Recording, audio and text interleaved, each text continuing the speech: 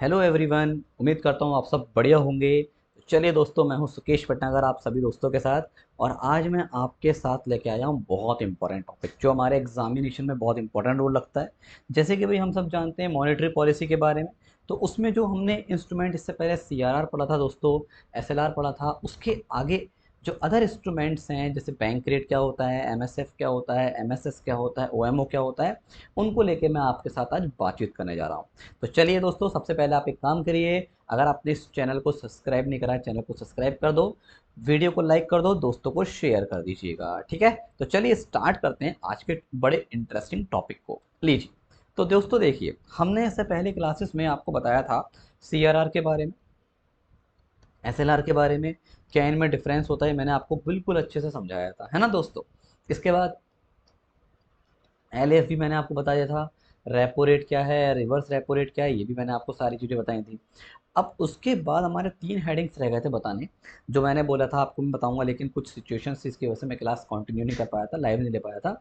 तो उसी को मैं आपको आज प्रोवाइड कर रहा हूँ। तो दोस्तों सबसे पहले हम बात करेंगे बैंक रेट को, फिर हम बात करेंगे एमएसएस को, फिर हम बात करेंगे ओएमओ को। तो चलो स्टार्ट करते हैं, एक एक करके सारी कहानी को समझते हैं। बहुत ही इंटरेस्टिंग हेडिंग्स हैं, तो ध्यान से आप सारे फ्रेंड्स समझिएगा। तो सबसे पहले हमारा हेडिंग है बैंक रेट। क्लियर? तो देखिए भाई, अगर मैं बैंक रेट को बातचीत करता हूँ दोस्तों, तो बिल्कुल सेम उसी तरीके से आपको समझना है जैसे मैंने आपको बताया था। जैसे रेपो रेट होता है दोस्तों, है ना, रिवर्स रेपो रेट होता है, इन सबके एक परसेंटेज होते हैं। ठीक, और ये हमारे वैसे ही होते हैं जैसे हमारे सी आई एस में रेट होते हैं, इस ब्याज की दर पर दर होती है। उसी तरीके से दोस्तों बैंक रेट होता है। बैंक रेट में क्या है भाई, जब आपको पता है, जब रेपो रेट को, रिवर्स रेपो रेट को कौन डिसाइड करता है दोस्तों? आरबीआई करता है।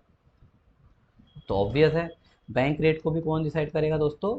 आरबीआई करेगा, क्योंकि यहाँ पे भाई आपको पता है जितने भी मॉनेटरी पॉलिसी इंस्ट्रूमेंट हैं, ये सब आरबीआई के अंडर आते हैं। तो पहला क्वेश्चन तो ये आता है कि what is the actual present percentage of bank rate. तो बैंक रेट कितना परसेंट है? तो आपको पता है दोस्तों 4.25%। तो आरबीआई के अनुसार अगर हम बात करते हैं, इस समय बैंक रेट चल रहा है 4.25%। ये आप ध्यान रखिएगा दोस्तों। दूसरी चीज़, ये होता क्या है? देखो दोस्तों, अगर मैं बैंक रेट के बारे में बात करता हूँ तो इसकी दो डेफिनेशंस हैं। तो दोनों को मैं आपको अच्छे से एक्सप्लेन करूँगा। दोनों ही डेफिनेशन हमारे एग्जाम के लिए मोस्ट मोस्ट इम्पॉर्टेंट है। तो एक तो हमारी इजी वाली डेफिनेशन होती है, जिसको मैं बहुत आराम से बता दूंगा। एक थोड़ी टेक्निकल होती है जो हमारे समझने वाली है ना। तो स्टार्ट करते हैं। तो सबसे पहले नॉर्मल डेफिनेशन जो होती है वो पढ़ते हैं। जनरली दोस्तों आप सबने पढ़ा होगा बैंक रेट के बारे में। बैंक रेट क्या होता है? बैंक रेट वो रेट होता है जिस रेट पर आरबीआई बैंकों को लंबे समय के लिए पैसा उधार देता है ना। भाई आप सबने सुना होगा, ये बात बिल्कुल सही है दोस्तों। वेरी गुड, यही तो है इजी डेफिनेशन। मतलब बैंक रेट क्या हुआ? एक ऐसा रेट जिस पर रिजर्व बैंक ऑफ इंडिया, जो हमारे कमर्शियल बैंक्स होते हैं दोस्तों, कौन से बैंक्स? कमर्शियल बैंक्स, है ना। और इनको क्या देता है दोस्तों? पैसा देता है। बट याद रखना, ये जो होता है फॉर लॉन्ग टर्म होता है। जैसे कि आपको याद होगा रेपो रेट। रेपो रेट मैंने पढ़ाया था, रेपो रेट में भी आरबीआई कमर्शियल बैंकों को पैसा देता था, है ना। But repo rate is short term. Repo rate short term है दोस्तों। इंस्टीड, इसके अलावा अगर बैंक रेट को लेकर बात करा जाए बेटा, तो बैंक रेट लॉन्ग टर्म होता है। तो वो रेट जिस रेट पर आरबीआई कमर्शियल बैंकों को लॉन्ग टर्म के लिए पैसा देता है, उसी को बोलते हैं बैंक रेट। अब आप बोलेंगे सर लॉन्ग टर्म कितना? तो याद रखना दोस्तों, लॉन्ग टर्म का यहाँ पे मैक्सिमम ड्यूरेशन होता है 365 डेज, या फिर आप कह सकते हो मैक्सिमम 1 ईयर भी कह सकते हो, है ना। आसान भाषा में लिख देता हूँ, मैक्सिमम 1 ईयर। मतलब ये है कि कभी भी बैंक रेट में लैंडिंग और बोरोइंग 1 साल से ज़्यादा के लिए नहीं होती, ये 1 साल तक के लिए ही होता है ना। तो ये तो है इसका इजी डेफिनेशन, जो जनरली आपने हर बुक्स में पढ़ा होगा, जनरली आपने अलग अलग जगह पढ़ा होगा, है ना। लेकिन क्या ये इसकी ओरिजिनल डेफिनेशन है? नहीं दोस्तों। अब मैं बात करता हूँ इसकी टेक्निकल डेफिनेशन, जो इसकी एक्चुअल में डेफिनेशन है, जो वाकई में इसकी डेफिनेशन होती है, टेक्निकल वाली। अगर हम आरबीआई के वेबसाइट पे भी विजिट करते हैं दोस्तों, तो वहाँ पे ये डेफिनेशन नहीं मिलेगी जो मैंने पहली वाली बताई है। क्लियर? क्यों? ये तो हमने चीज़ों को आसान बनाने के लिए कर रखा है। लेकिन अगर आप मुझसे बोलें कि सर एक्चुअल डेफिनेशन क्या है, चलो मैं उसको एक्सप्लेन करता हूँ। अब मेरे शब्दों को सुनना ध्यान से आप सारे दोस्त। बस पानी पीता हूँ फिर स्टार्ट करता हूँ, 1 मिनट का समय दो। चलिए भाई, पानी हो गया है एंटर। अब हम स्टार्ट करते हैं बढ़िया चीज़ें। देखो दोस्तों, पहले आरबीआई की वेबसाइट पे जो लिखा है वो मैं आपको बताता हूँ। दोस्तों याद रखना, अकॉर्डिंग टू आरबीआई, आरबीआई ने क्या बोला है, मैं आपको डेफिनेशन बोलूँगा, आप सुनिए, समझिए की कोशिश कीजिए, नहीं तो मैं एक्सप्लेन तो करूँगा ही करूँगा, है ना। देखो आरबीआई ने बोला है, बैंक रेट वो रेट होता है जिस रेट पर रिजर्व बैंक ऑफ इंडिया यानी कि आरबीआई बैंकों के कमर्शियल बिल्स या अदर बिल्स, कोई भी बिल्स हो सकते हैं, उनको रीडिस्काउंट करने के लिए, क्या करने के लिए दोस्तों, रीडिस्काउंट करने के लिए एग्री होता है, यानी कि तैयार होता है, या फिर उसको रीडिस्काउंट करता है। एक लाइन में बोल सकते हैं, वो रेट जिस रेट पर आरबीआई बैंकों के कमर्शियल पेपर्स या अदर बिल्स को रीडिस्काउंट करता है, उसी को बोलते हैं बैंक रेट। अब आधों के तो समझ में नहीं आई होगी, मुझे पता है क्यों। आप बोलोगे सर एक बात समझ में नहीं आई, ये क्या है रीडिस्काउंट, इसको क्या हो, ये कहाँ से आ गया रीडिस्काउंट वर्ड, है ना। चलो, इसको समझने के लिए दोस्तों हमें एक कॉन्सेप्ट से दोस्ती करनी पड़ती है, और उस कॉन्सेप्ट का नाम है डिस्काउंटिंग ऑफ बिल। याद है, मैंने पढ़ाया था आपको, है ना। अगर आप प्रीवियस वीडियोस देखोगे, यूट्यूब पे ही पड़ी हुई हैं दोस्तों, मेरी प्लेलिस्ट में जाके देखिएगा, आपको मिलेगा डिस्काउंटिंग ऑफ बिल्स। मैंने एक टॉपिक पढ़ाया है, किस वाले में, जब मैंने types of loan and advances पढ़ाए थे, याद है, cash credit facility, overdraft facility, mortgage place, hypothecation, उसी समय पढ़ाया था डिस्काउंटिंग ऑफ बिल भी, है ना दोस्तों। जिन्हें पढ़ा है उन्हें याद होगा, जिनको नहीं पता उनका यहाँ पे डेफिनेशन में डब्बा गोल हो जाएगा। चलो मैं इसको एक बार शॉर्ट में आपको बताता हूँ। देखो दोस्तों, डिस्काउंटिंग ऑफ बिल को अगर मैं बात करते हैं तो मैंने आपको एक एग्जांपल भी दिया था, कार और टायर, याद आया। दो बिजनेसमैन थे, ए और बी, शायद आपको याद आया होगा। दोनों का बिजनेस एक दूसरे पे डिपेंड करता है ना। और ए इससे टायर लेता है, मैं शायद एग्जांपल में 1,000 टायर लिए थे, है ना दोस्तों। और बी, ए कहता है मेरे पास पैसे नहीं है, तो बी कहता है भाई प्रूफ दे, तो ए इसको क्या लिखते थे, ब्रिटेन में बिल लिख के देता है ना। याद आया दोस्तों, मे भी आपने पढ़ा हो तो याद आया होगा। तो यही जो मैंने एग्जाम्पल पढ़ाया था, यही था डिस्काउंटिंग ऑफ बिल। और फिर क्या बताया था दोस्तों मैंने उस एग्जाम्पल में, धीरे धीरे समय बढ़ता है और बी के दिन खराब हो जाते हैं, है ना। और फिर बी क्या करता है, उस बिल को जो ए ने दिया था बैंक में लेके जाता है, जहाँ पे ए ने बोला था कि इस बैंक में दिखा के पेमेंट ले लेना। और क्या होता है, जब बैंक में लेके जाता है बिल, बैंक कौन, बी, तो बैंक बोलता है कि सर अभी तो इस बिल को मैच्योर होने में 1 महीना बाकी है, और आप जल्दी आ गए हैं। मैंने बताया था ना 3 महीने का बिल था वो, ऐसे कुछ एग्जाम्पल लिया था मैंने, 2 महीने पूरे हो गए थे लेकिन 1 महीना रह गया था। फिर बी बोलता है वहाँ पे जाके, अरे सर मुझे तो बहुत ज़्यादा ज़रूरत है, आप प्लीज़ मुझे अभी फंड दे दीजिए, नहीं तो मेरा बिजनेस कोलैप्स हो जाएगा।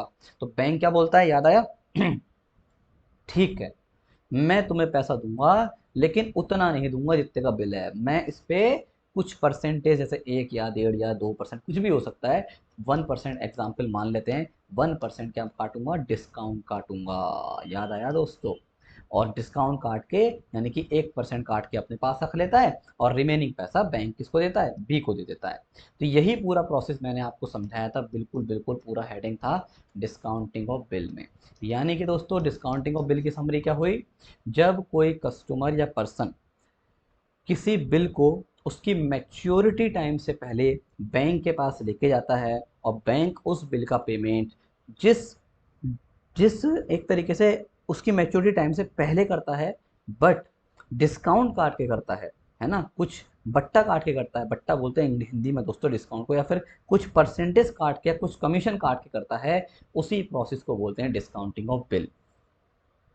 और बी को पैसा मिल गया, बैंक क्या करता है, उस बिल को जब वो मैच्योर हो जाता है, 3 महीने 6 महीने 1 साल जो भी हो, डजेंट मैटर, उस बिल को लगाता है और पूरा पेमेंट ले लेता है। याद आया दोस्त, ये मैंने पढ़ाया था डिस्काउंटिंग ऑफ बिल। अब एक जरा मेरी बातों को सुनना ध्यान से, चलो एक एग्जांपल लेता हूँ। मान लो ये बी जो है, अगर मान लो उस बिल की मैच्योरिटी डेट, फॉर एग्जांपल ऐसे मान लो 8 महीने है या 6 महीने है, कोई भी मान लो, चलो 6 8 मंथ्स ले ली, है ना। 8 महीने बाद पेमेंट देने के लिए बोला। अब हुआ क्या, ये बी जो है बैंक के पास 2 महीने में ही आ गया। अब एक बात बताओ दोस्तों, बैंक ने इसको डिस्काउंट डिस्काउंट काट के चलो 2% या 1% काट के पैसा दे दिया। अब बिल बैंक के पास पड़ा है। तो भाई एक बात बताइए, क्या 6 महीने तक इसकी कोई कीमत है? कुछ ना है, बैंक के लिए तो कागज का टुकड़ा ही रह गया, है ना। तो अब क्या कर सकता है बैंक?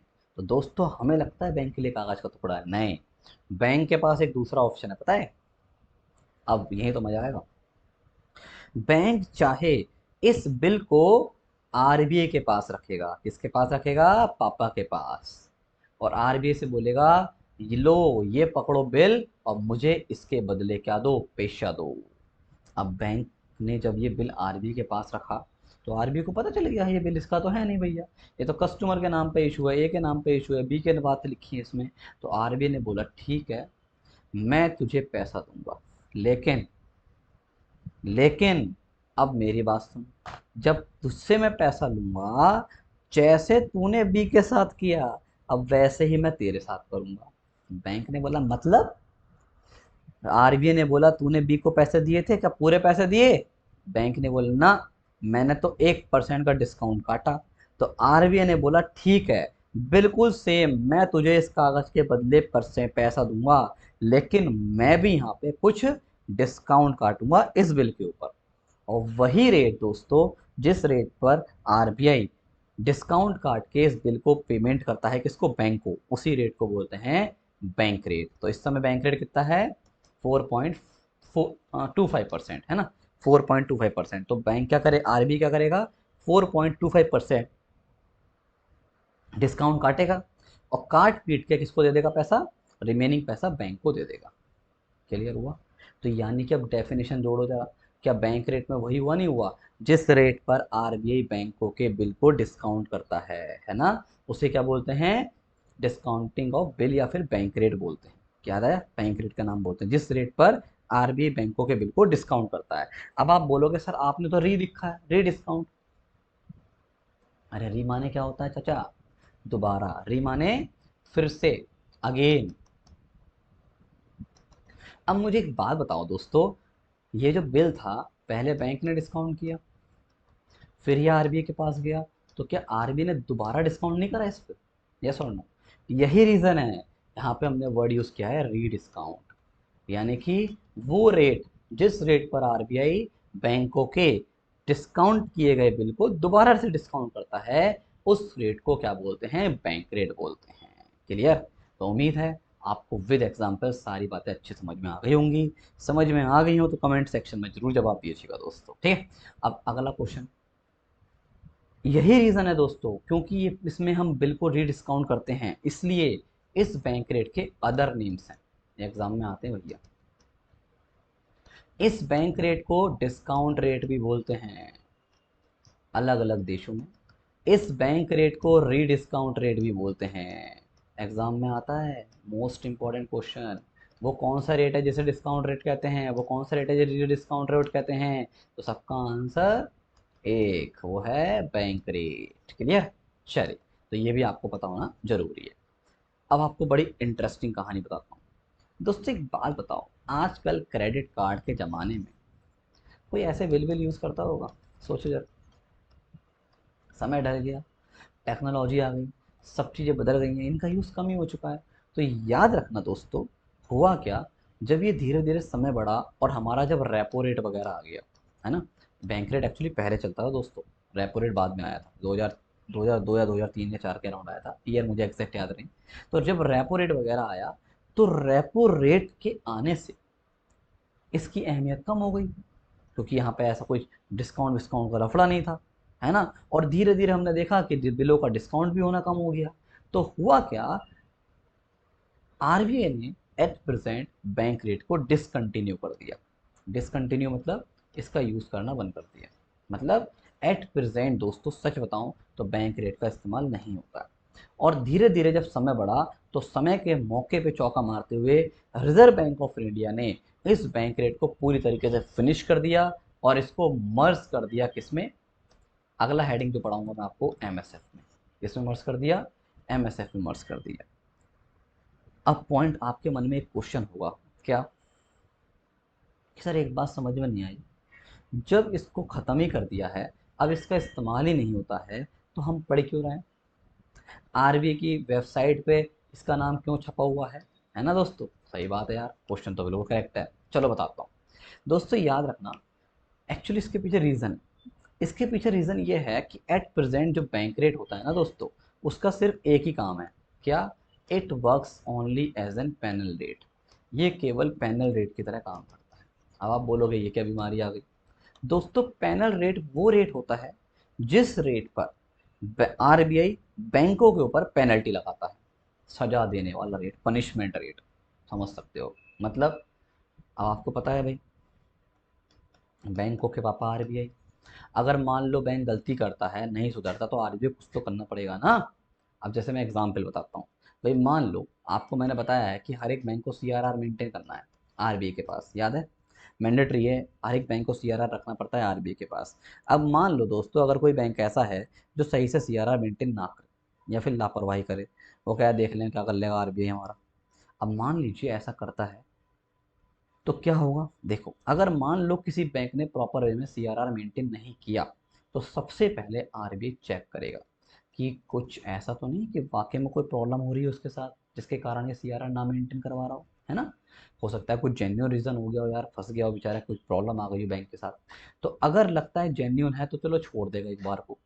लेकिन अगर उसे लगता है कि जेन्युइन रीज़न नहीं, इसने जानबूझकर, ये कर सकता था सीआरआर मेंटेन, लेकिन जबरदस्ती जानबूझकर इसने सीआरआर मेंटेन नहीं किया, अब देखो क्या करता है पापा, हमारे आरबीआई पापा। तो आरबीआई सीधे बैंक से बोलेगा, पहले तो मुझे एक रिटन में मेल कर कि तूने सीआरआर मेंटेन क्यों नहीं किया, एक्सप्लेनेशन लेटर दे। दूसरी चीज, उसको देने के बाद, लिखने के बाद बख्शेगा नहीं। आरबीआई क्या करेगा, उस बैंक के ऊपर पेनल्टी लगाएगा। कितनी? बैंक रेट, जितना बैंक रेट चल रहा है उतना, प्लस 3%। ऊपर से ये पेनल्टी भर मुझे, क्योंकि तूने गलती करी है। दो चीज़ें हो गई। ठीक है, ये बच्चों कब है? अगर गलती पहली बार हुई है तो। अब मान लो उसने एक्सप्लेनेशन लेटर दिया, वही सीधी सी बात, जेन्युइन रीज़न तो था ही नहीं, वो तो होना ही नहीं था, और पेनल्टी भी दे दी। अगर सुधर गया तो अच्छी बात, अगर मान लो सर ना सुधरा तो फिर से आरबीआई का विकराल रूप देखो। अब की बार एक्सप्लेनेशन तो गया बाहर में, ठीक है, उसे पता है इसकी आदत खराब है, तो अब की बार है बैंक रेट प्लस 5%। ये पेनल्टी भरनी पड़ेगी। ये कब है? सेकेंड इंस्टेंट में। ठीक है, दोबारा, मतलब आरबीआई धमकी देगा प्लस पेनल्टी वसूलेगा। चलो बेटा पेनल्टी तो दे दो, बिना बिना सेवा के मेवा थोड़ी मिलती है, मेवा तो चाहिए भैया, सेवा तो हम तुम कर ही रहे हो हमारी। अगर दोस्तों, अगर बैंक सुधर गया तो सही है, लेकिन इसने अगर तीसरी बार ऐसा करा, थर्ड टाइम ऐसा करा, तो अब की बार कोई पेनल्टी नहीं लगाएगा। अब की बार दोस्तों आरबीआई के पास इतना टाइम नहीं होता, आरबीआई इतना इतना शरीफ दिल का इंसान है, कोई पेनल्टी नहीं लगाता। वो बस एक काम करता है, लाइसेंस कैंसिल। वो कहता है जा यार मौज कर, तू भी मौज कर और मैं भी मौज कर, काम खत्म। ना रहेगा बैंक, ना बचे, ना मेंटेन होगा सीआरआर। ठीक है, जी ले अपनी ज़िंदगी, मतलब game is over, license is cancelled. तो अब आप देखिए, क्या पेनल्टी जो होती हैं वो बैंक रेट पर डिपेंड है या नहीं? यस और नो? यही रीज़न है, इट्स कॉल्ड पैनल रेट, इसलिए इसको क्या बोलते हैं दोस्तों? पैनल रेट बोलते हैं। बट आने वाले समय में ये देखा जा रहा है कि रिजर्व बैंक ऑफ इंडिया जितनी भी पेनल्टीज हैं इन सबको मूव कर रहा है किसकी तरफ? रेपो रेट पर। और जिस दिन पूरा सिस्टम रेपो रेट पे मूव हो जाएगा, उस दिन दोस्तों ऑटोमेटिक बैंक रेट क्या हो जाएगा? कोलैप्स हो जाएगा, यानी कि हट जाएगा। क्लियर? अभी टाइम लगेगा, लेकिन कार्य प्रगति पर है। मे बी कब हो जाए, है ना? आपको इन्फॉर्मेशन मिले, हमें इन्फॉर्मेशन मिले, जब भी मिलेगी बस हो जाएगा। क्लियर? चले, तो ये था पूरा बैंक रेट की पूरी कहानी।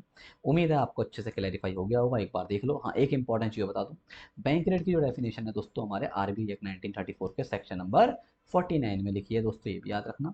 और देखो ये मैंने बता ही दिया, रेडी टू बाई और डिस्काउंट द वैक्सीन, है ना, वही सब चीज़ें हैं, वही सारी चीज़ें लिख दिया। और ये हमारा क्या हो चुका है, एमएसएफ रेट में हमारा क्या हो चुका है, आपका मर्ज हो चुका है, देखो लिखा हुआ है, डोरमेंट हो चुका है ना? ये सारी चीज़ आपको पढ़ लीजिएगा। चलिए, तो उम्मीद करता हूँ सारी बात आपको समझ में आ गई होंगी, अच्छे से एक्सप्लेन हो गया होगा। अब हम बड़ा इंटरेस्टिंग हेडिंग पढ़ेंगे दोस्तों, और उसका नाम है एमएसएफ। बड़ा ही मस्त हेडिंग है दोस्तों, चलिए स्टार्ट करते हैं। देखिए भाई, मोस्ट इंपॉर्टेंट फॉर एग्जामिनेशन। देखो भाई, एमएसएफ के बारे में बात करा जाए तो दोस्तों पहले इसका फुल फॉर्म जानते हैं, मार्जिनल स्टैंडिंग फैसिलिटी, कितना प्यारा नाम है ना दोस्तों। चलो, एमएसएफ का पूरा नाम है मार्जिनल स्टैंडिंग फैसिलिटी। क्या है ये फैसिलिटी? देखो दोस्तों, पहला क्वेश्चन बताओ, आप ही मुझे बताओ। एमएसएफ है, इसके नाम में लास्ट में एक बड़ा है फैसिलिटी। फैसिलिटी कौन दे सकता है यहाँ पे, आप ही बताओ। बैंक देगा या आरबीआई देगा? तो पप्पा देंगे। बैंक की गाँव कौन आरबीआई को फैसिलिटी दे? यानी कि एक बात सीधी सी क्लैरिफाई है कि ये भी फैसिलिटी है आरबीआई के द्वारा, और किसको देगा? बैंक को देगा।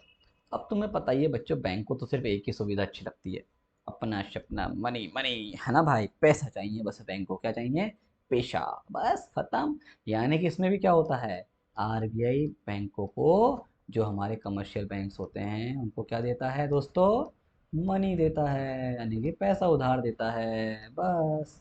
अब आप बोलोगे मुझसे क्या, सर एक बात बताओ, आपने अभी रेपो रेट बढ़ाया तो भी पैसे दे रहा था आरबीआई, बैंक रेट बढ़ाया तो भी पैसे दे रहा था आरबीआई, अब एमएसएफ आया तो भी पैसा दे रहा है आरबीआई। अरे सर, ये आए क्यों हैं इतने सारे बवाल, कहना क्या चाहते हो? मतलब आपने बोला था कि जब बैंकों को थोड़े समय के लिए पैसा चाहिए शॉर्ट टर्म, तो वो लेते हैं रेपो रेट पर। मैंने कहा बिल्कुल सही बात है भाई। लंबे समय के लिए चाहिए तो आपने बताया था वो लेते हैं बैंक रेट पर, बिल्कुल सही बात है भाई। तो अब ये बताओ सर, ये क्यों आया? सही बात है ना? चलो समझते हैं, बताते हैं। दोस्तों अब सुनना ध्यान से, जो मैं आपको एक्सप्लेन करूंगा बड़ी डीप चीज़ें हैं, कॉन्सेप्चुअल चीज़ें हैं। चलो मैं अगली स्लाइड पे एक्सप्लेन कर देता हूँ, अगली स्लाइड तो है ही नहीं। चलो यहीं एक्सप्लेन कर देता हूँ, पीछे वाली स्लाइड है कुछ, पीछे वाली भी नहीं है, चलो यहीं कर देता हूँ, ध्यान सुनना। देखो दोस्तों, एक बात बताओ, अगर मान लो एक बैंक है जिसको पैसा चाहिए केवल एक दिन के लिए, एक दूसरा बैंक है जिसको पैसा चाहिए केवल 8 घंटों के लिए, एक तीसरा बैंक है जिसे पैसा चाहिए केवल 10 घंटों के लिए, तो क्या वो रेपो रेट पे पैसा ले सकता है? बिल्कुल ले सकता है भाई, किसने मना करा, ले लो। क्योंकि रेपो रेट तो भाई मैक्सिमम 90 डेज तक होता है। लेकिन एक प्रॉब्लम है, पता है क्या? रेपो रेट पर अगर ओवरनाइट लेंडिंग होती है, बोरोइंग होती है, ओवरनाइट मतलब मैक्सिमम 1 डे तक, अधिक से अधिक 24 घंटे तक होती है, तो वहाँ पे कंडीशन है कि बैंक जो है अपने एनडीटीएल का मैक्सिमम 0.25% ले सकते हैं, बस। कितना ले सकते हैं दोस्तों? 0.25% तक ले सकते हैं, इससे ऊपर अलाउड नहीं होता। अब हुआ क्या था दोस्तों, ये बात है लगभग 2010 के अराउंड की, 2010 की।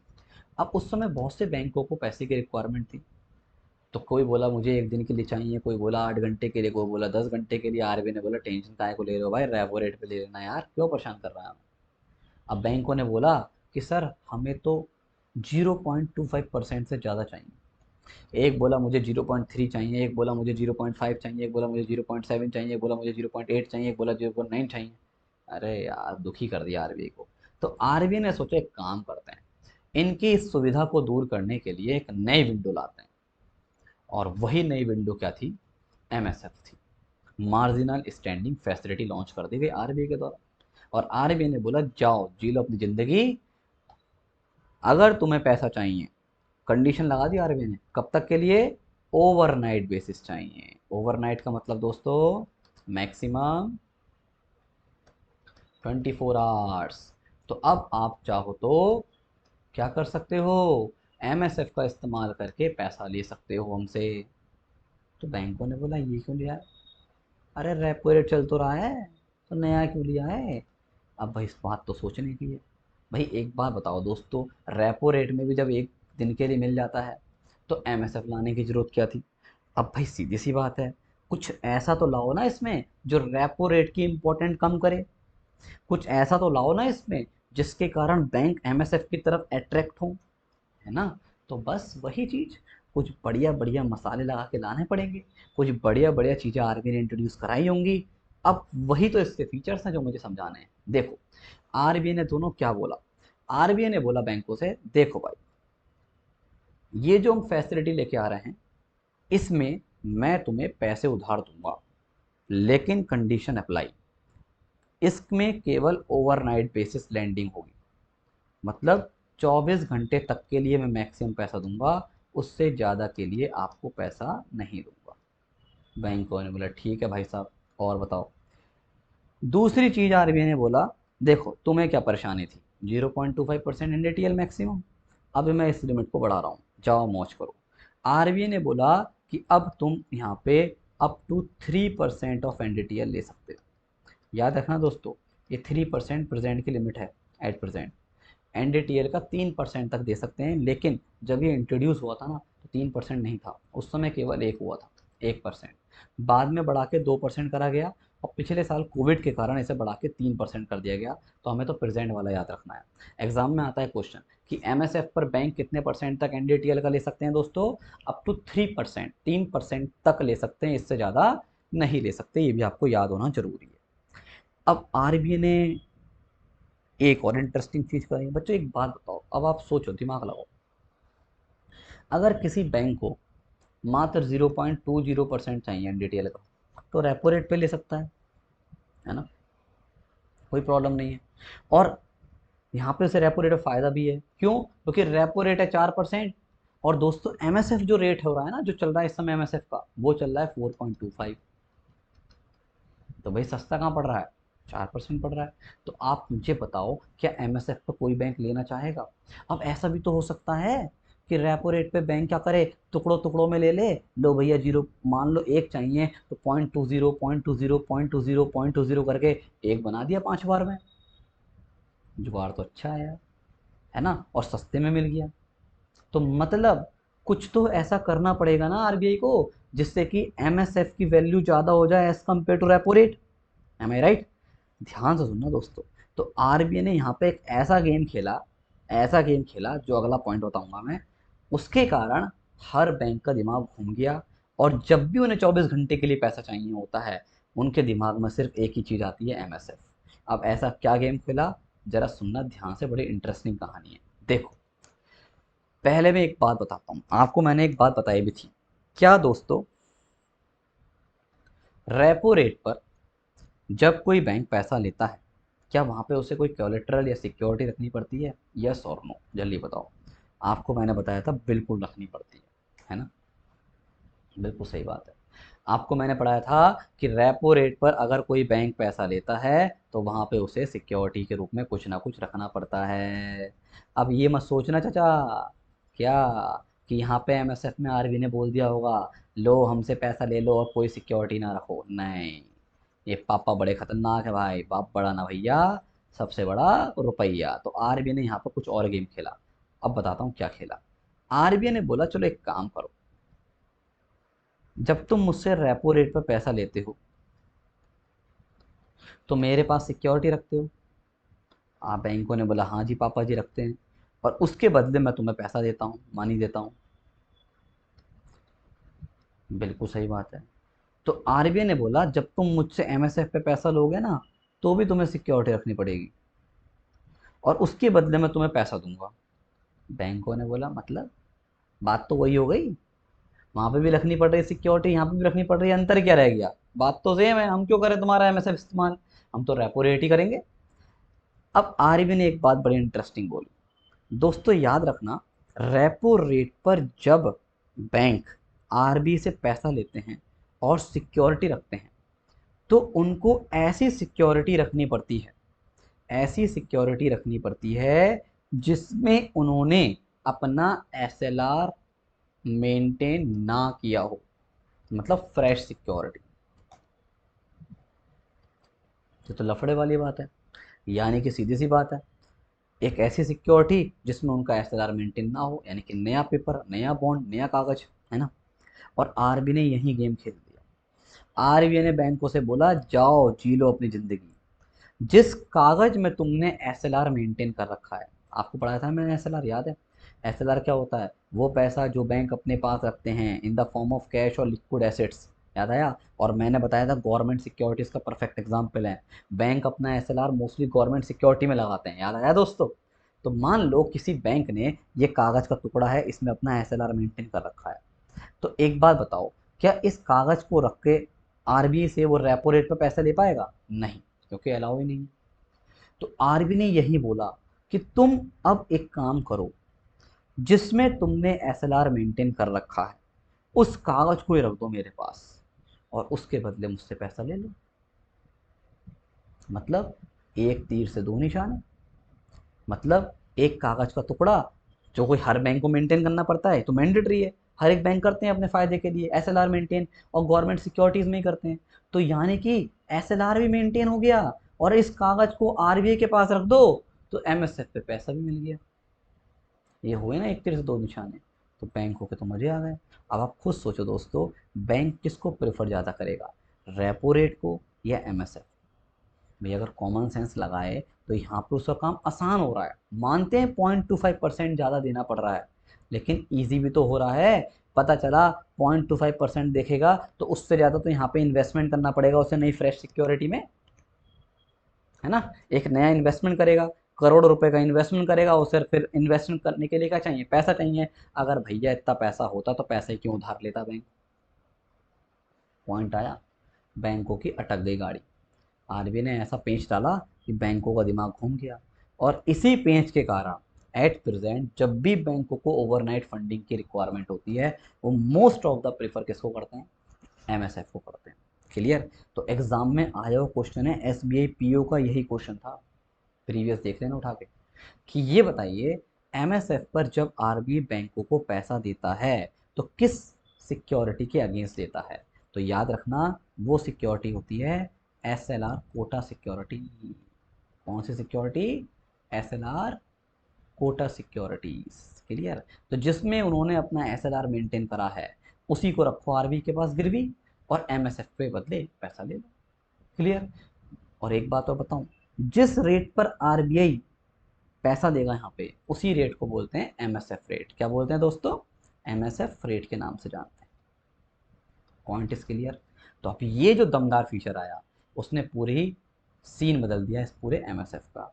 एक छोटा सा पॉइंट और याद रखना दोस्तों, कभी भी कोई भी बैंक अगर एमएसएफ फैसिलिटी का यूज़ करता है तो उसे कम से कम 1 करोड़ रुपए तो लेने पड़ेंगे। The minimum amount of MSF is 1 crore, और मैक्सिमम तुम्हें पता ही है भैया, maximum up to 3% of NDTL, इससे ऊपर तो हो नहीं सकता। अगर किसी का एनडीटीएल मान लो 100 करोड़ है तो 3 करोड़ हो गया, यानी कि कम से कम 1 करोड़ लो और अधिक से अधिक 3 करोड़ तुम्हारी लिमिट बन गई। अगर किसी का एनडीटीएल दोस्तों भैया 500 करोड़ है तो कितना हो गया, 15 करोड़ हो गया तुम्हारी मैक्सिमम लिमिट, है ना। मतलब एक एग्जाम्पल के तौर पर हम समझ सकते हैं। तो मिनिमम तो 1 करोड़ होना ही होना है, 1 करोड़ से कम तो पैसा लेना ही नहीं पड़ सकते, आप ले ही नहीं सकते।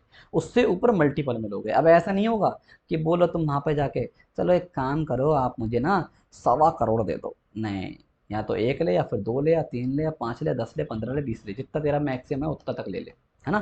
तो यही आरबीआई के द्वारा एक फैसिलिटी है जिसको बोलते हैं मार्जिनल स्टैंडिंग फैसिलिटी, यानी कि एमएसएफ। उम्मीद है आपको सारी बातें अच्छे से समझ में आ गई होंगी, क्लियर हो गई होंगी। अगर सारी बातें क्लियर हैं तो कमेंट में बताइए, है ना। एक बार एक लाइन में समरी देता हूँ। एमएसएफ रेट एक ऐसा रेट होता है जिस रेट पर आरबीआई कमर्शियल बैंकों को मैक्सिमम 24 आवर्स के लिए पैसा उधार देता है, और यहाँ जो पैसा उधार देता है उस पर ब्याज खाता है। उस ब्याज को बोलते हैं एमएसएफ रेट।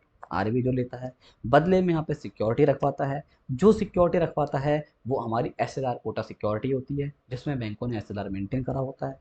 और यहाँ जो पैसा देता है बैंक, आरबीआई बैंकों को मैक्सिमम उनके एनडीटीएल का 3% तक देता है। क्लियर। और एक पॉइंट और याद रखना है, क्या इसका मिनिमम अमाउंट 1 करोड़ होता है, 1 करोड़ से कम पैसा यहाँ पे नहीं मिलता, ऐसा यहाँ पे आरबीआई के अनुसार बोला गया है। क्लियर। तो ये था पूरा एमएसएफ की पूरी एक लाइन में summary, most important for your examination, ध्यान से पढ़ के जाना एग्जाम से पहले। चलिए अब पढ़ते हैं नेक्स्ट हेडिंग। आ गया, मस्त आ गया एमएसएस। अब ये क्या होता है दोस्तों, देखो ये बड़ी इंटरेस्टिंग चीज है, बताते हैं। इसका फुल फॉर्म है मार्केट स्टेबलाइजेशन, स्टेबलाइजेशन स्कीम। अरे बहुत आसान है यार, कुछ ना है इसमें तो। दोस्तों एक बात बताओ, इसके नाम में आ रहा है स्कीमों में, स्कीम क्या होती है, योजना होती है। अब एक बात बताओ दोस्तों, कोई भी योजना कोई भी स्कीम क्यों आती है, कुछ करने के लिए आती है ना। जैसे मोदी जी लाए प्रधानमंत्री जनधन योजना, खाते खोलने आई है ना। खाते नहीं तो जब तो आई थी। तो बस ये भी कोई समस्या हो गई जब तो आई है, तो बस समस्या जान लो, काम खत्म। तो दोस्तों याद रखना, इस समस्या को जानने के लिए आपको आना पड़ेगा 2003 कह रहा हूँ, या 2004-5 कह रहा हूँ, आना पड़ेगा। चलो आ जाओ। अब देखो हुआ क्या। एक्चुअली दोस्तों उस समय क्या था, हमारे इकोनॉमी में एक बड़ी समस्या हो गई। क्या, कि मार्केट में जो मनी का फ्लो था, पैसा था, बहुत ज़्यादा बढ़ गया था। और आपको पता है दोस्तों, अगर हर किसी के पास पैसा आएगा तो हर चीज़ महंगी हो जाएगी। होनी है। और उसी को बोलते हैं महंगाई, या आसान भाषा में एक नाम ने सुना होगा आपने, इन्फ्लेशन। इकोनॉमिक्स में आपने पढ़ा होगा इन्फ्लेशन, या आसान भाषा में महंगाई, है ना। तो ये समस्या आ गई उस समय।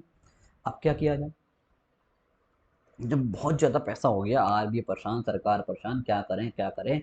तो इन दोनों ने मिलकर एक काम करा, इन दोनों ने मिलकर एक स्कीम इंट्रोड्यूस कराई, और उसी स्कीम का नाम रखा मार्केट स्टेबलाइजेशन स्कीम। देखो नाम में आंसर है, मार्केट को स्टेबल करने वाली स्कीम।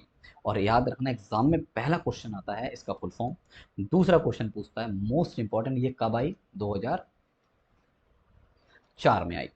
अब इसमें क्या हुआ, इस स्कीम में आरबीआई ने और गवर्नमेंट ने, दोनों ने डिसाइड किया क्या, कि हम दोनों मिलकर इस मार्केट में जो एक्सेस मनी है उसको अपनी तरफ खींचेंगे, यानी कि इसे खत्म करेंगे। अब एक बात बताओ दोस्तों, अब कहने का मतलब ये हुआ, ये बाजार में इतना सारा पैसा है, इसको आरबीआई को अपने पास लेके आना है ना, या गवर्नमेंट को अपने पास लेके आना है। तो एक बात बताओ दोस्तों, क्या कोई तुम्हें फ्री में कुछ देता है? नहीं ना। अब तुम्हें किसी से पैसा निकलवाने हैं तो बदले में कुछ तो दोगे। M I right? भाई मैं हूँ, मैं यहाँ पे जॉब कर रहा हूँ, मेहनत कर रहा हूँ, जब भी तो मुझे सैलरी मिल रही है। आप हैं, आप जब बैंक में जॉब करेंगे दोस्तों, वर्क करेंगे, मेहनत करेंगे, गवर्नमेंट की सेवा करेंगे, देश की सेवा करेंगे, जब भी तो आपको सरकार आपको सैलरी प्रोवाइड करेगी। खाली बैठने में तो कुछ ना मिलने वाला। तो वही चीज़ आरबीआई को पता है, गवर्नमेंट को पता है, अगर इस पैसे को पब्लिक से खींच के अपने पास लाना है तो बदले में कुछ देना पड़ेगा। और आपको पता ही है दोस्तों, आजकल तो छोटे बच्चे को भी हर चीज़ चाहिए। अगर छोटे बच्चे के पास 10 रुपए का नोट चला गया तुम्हारा, तो बेटा आजकल छीन नहीं सकते। पहले ही बोलता है चॉकलेट दो चॉकलेट पापा, हाँ अंकल ही चॉकलेट दो, जब दूंगा उसे टॉफ़ी देनी पड़ती है, चॉकलेट देनी पड़ती है। अब सोचो बेटा, एक छोटा बच्चे में इतनी अकल है, तो ये तो पूरा मार्केट है, हम जैसे आप जैसे महान लोग हैं, है ना। तो अब क्या किया जाए, तो आरबीआई को पता है, गवर्नमेंट को पता है, अब क्या करना चाहिए। तो इन दोनों ने क्या करा, लालच बुरी भला है, चलो। तो आरबीआई गवर्नमेंट ने बोला एक काम करते हैं, हम बॉन्ड लेके आते हैं, बाजार में बॉन्ड इशू करें, और इन पे इनको लालच दिया कि आप आइए, इन बॉन्ड में, इन गवर्नमेंट सिक्योरिटीज, वही होती हैं दोस्तों, गवर्नमेंट सिक्योरिटी बॉन्ड एक ही होती हैं, इनमें आप पैसा लगाओ और हम आपको हाई इंटरेस्ट देंगे। अब तुम्हें पता ही है दोस्तों, जैसे हाई इंटरेस्ट देंगे तो हमारे बड़े बड़े देश के लोग, अंबानी साहब, अडानी साहब, ऐसे ऐसे बड़े बड़े लोग उस समय थे, उन लोगों ने सीधे इस बॉन्ड में इन्वेस्ट करना शुरू कर दिया। और उनको दे दिया कागज का टुकड़ा, बॉन्ड क्या है, कागज का टुकड़ा, और बोल दिया तुम्हें ये मैच्योर हो जाएगा 10 साल बाद। कब हो जाएगा? 10 ईयर बाद मैच्योर हो जाएगा। 10 साल तो बहुत दूर है, प्रेजेंट को देखो ना, 10 साल किसने देखे हैं, है ना। बस खत्म कहानी, सारा पैसा इन बॉन्डों में चला गया, और मार्केट का जो एक्सेस मनी था वो खत्म हो गया, और नॉर्मल सिचुएशन कंट्रोल हो गई। तो यही प्रोसेस, यही स्कीम, जिसमें रिजर्व बैंक ऑफ इंडिया ने और आरबीआई और आरबीआई ने, सॉरी, गवर्नमेंट ऑफ इंडिया ने, आरबीआई ने और गवर्नमेंट ने मार्केट में गवर्नमेंट सिक्योरिटी को बेचकर, भाई सिक्योरिटी बेची ना, सेल करी, बाजार के एक्सेस मनी को एब्जॉर्व किया, इसी को बोलते हैं मार्केट स्टेबलाइजेशन स्कीम। क्लियर? तो यानी कि आपको एक बात समझ में आया क्या, कि एमएसएस में क्या होता है, एमएसएस में एमएसएस में क्या होता है दोस्तों, कि आरबीआई और गवर्नमेंट बाजार में क्या बेचते हैं, गवर्नमेंट सिक्योरिटीज़ को बेचते हैं, है ना, सेल करते हैं, सेलिंग ऑफ गवर्नमेंट सिक्योरिटीज़, किसको, मार्केट में, पब्लिक को। अब पब्लिक में दोस्तों हम और आप भी आते हैं, और कौन आते हैं, अंबानी साहब, अडानी साहब भी तो पब्लिक के हिस्से हैं। अब ये थोड़ी कि एलियन थोड़ी हैं भाई, ये भी हमारे तुम्हारी तरह सांस लेते हैं, है ना। तो इन जैसे लोगों को बेचते हैं, और जब इन लोगों को बेचेंगे, मार्केट में बेचेंगे, और तो क्या मिलेगा, पेशा मिलेगा, और पेशा को क्या कर लेते हैं, इसे मनी को एब्जॉर्व करके रख लेते हैं, यानी कि इसे अपने पास रखते हैं।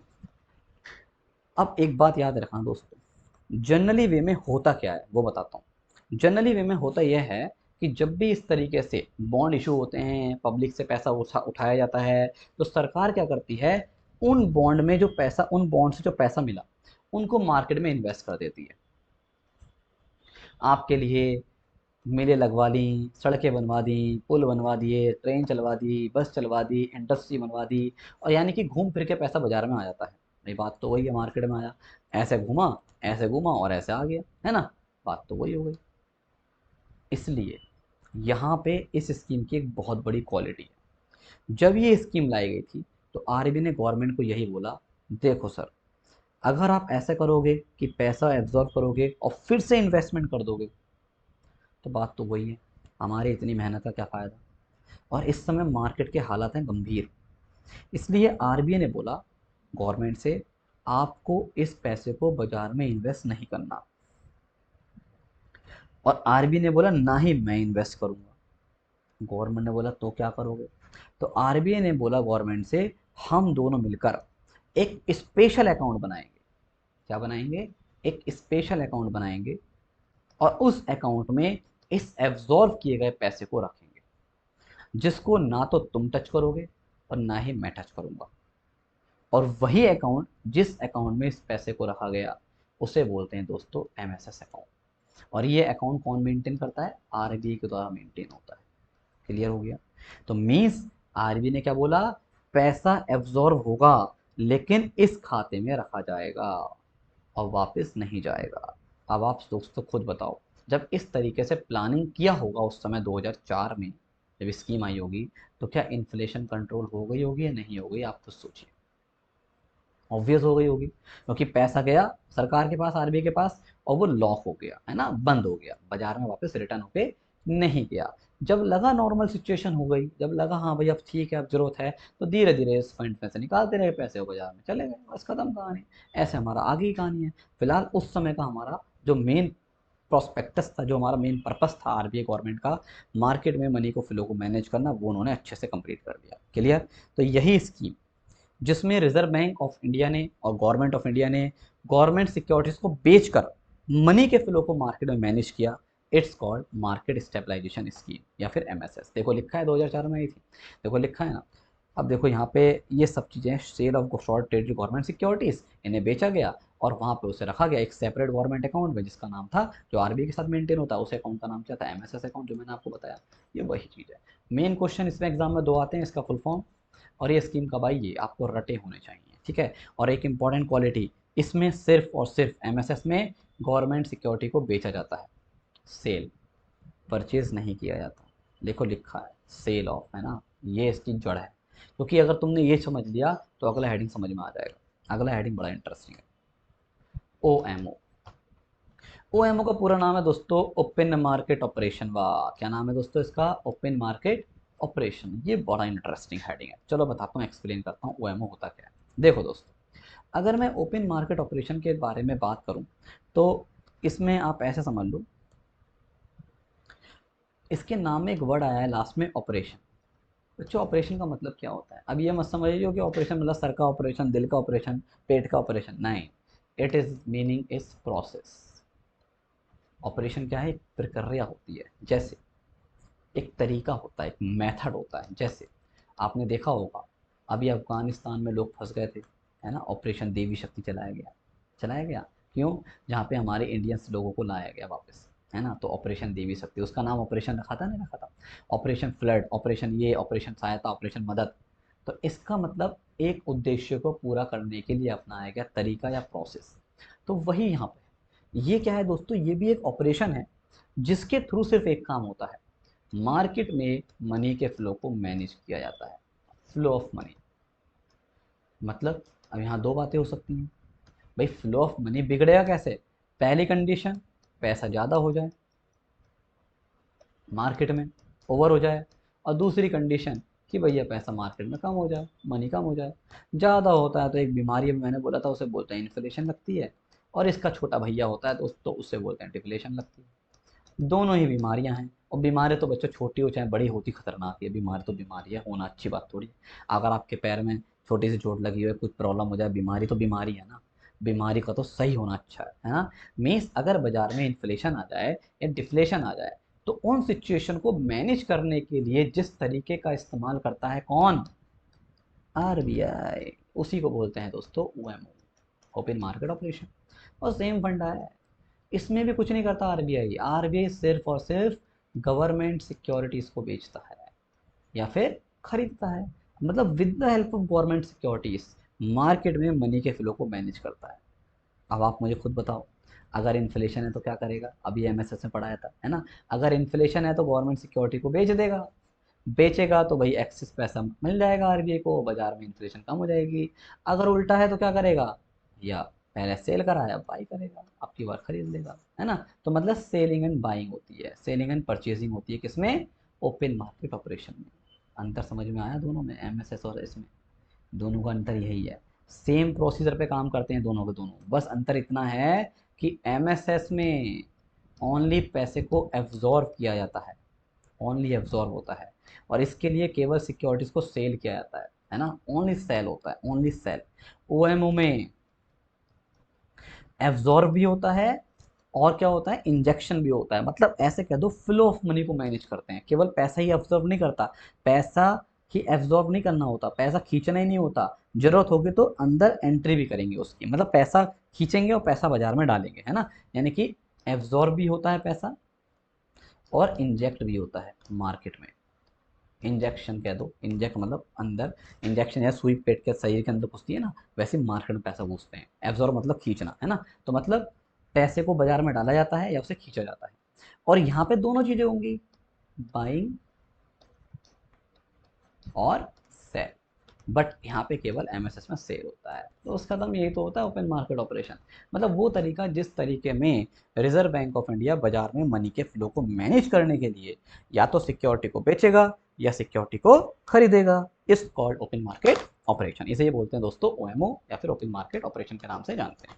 उम्मीद करता हूँ सारी चीज़ें क्लियर हो गई होंगी। अगर दोस्तों आपको किसी प्रकार कोई भी डाउट हो, डोंट वरी, लाइव क्लास जब अगली होगी, जैसे कि कल 11:30 बजे होगी, तो आप मुझसे बेफिक्र होकर पूछ लीजिएगा, परेशान काहे को होते हो दोस्तों, है ना।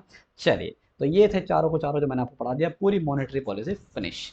अगर क्लास अच्छी लगे तो लाइक कर देना, दोस्तों को शेयर कर देना, भाई कमेंट वमेंट में कुछ बता दे करो यार, अच्छा अच्छा लगता है तो थोड़ा मुझे तो मोटिवेट करो, हमेशा मुझसे ही मोटिवेशन की उम्मीद चाहते हो क्या, भाई मैं भी तो इंसान हूँ यार, थोड़ा हमें भी मोटिवेट करो, थोड़ा अच्छा अच्छा लिखो, थोड़ा बताओ यार, अच्छा लगता है, समझ में आता है नहीं, आप कमेंट में कुछ लिखते नहीं हो तो मुझे क्या पैसा सकते हो, मैं अंतर्यामी तो होनी भाई, बाबा बाबा तो होनी है ना, मैं बाबा राम रहीम बाबा आसराम तो होनी भाई, है ना, एक नॉर्मल आपकी तरह इंसान है, थोड़ा बताया करो, ठीक। चलिए दोस्तों, एक इंपॉर्टेंट चीज़ दोस्तों, अभी 6 अक्टूबर से कुछ न्यू कोर्सेज स्टार्ट हो रहे हैं हमारे अकेडमी पे, तो इनका आप बेनिफिट ले सकते हैं। और भाई एक सबसे इंपॉर्टेंट, देखो मेरा भी रणविजय बैच चल रहा है एक, है ना, सीईटी का, तो इनका बेनिफिट लो, और एक अन अकेडमी कॉम्बैट में पार्टिसिपेट करते रहा करो। आज के डाउट फीचर है, इसका भी यूज़ कर ले करो यार, बढ़िया है, प्लस वाले बच्चों के लिए, देखो अन अकेडमी टेस्ट होता है हर संडे सुबह 10 बजे होता है, इसको बेनिफिट लेते थे, है ना। और भी बहुत अच्छी चीज़ है, और याद रखना कोई भी स्टूडेंट अगर अन अकेडमी में सब्सक्रिप्शन लेता है बेटा, तो मेरा रेफरल कोड लगा दे करो, गेट लाइव। वीडियो अच्छी लगे तो लाइक करो, शेयर करो, चैनल को सब्सक्राइब नहीं करा तो कर लो भाई, घंटे दबा दो, नोटिफिकेशन आ जाएगा करे क्लास का। चलिए बाय बाय, टेक केयर, मिलेंगे फिर इसी इंटरेस्टिंग वीडियो के साथ कल 11:30 बजे, जब तक के लिए धन्यवाद, जय हिंद जय भारत।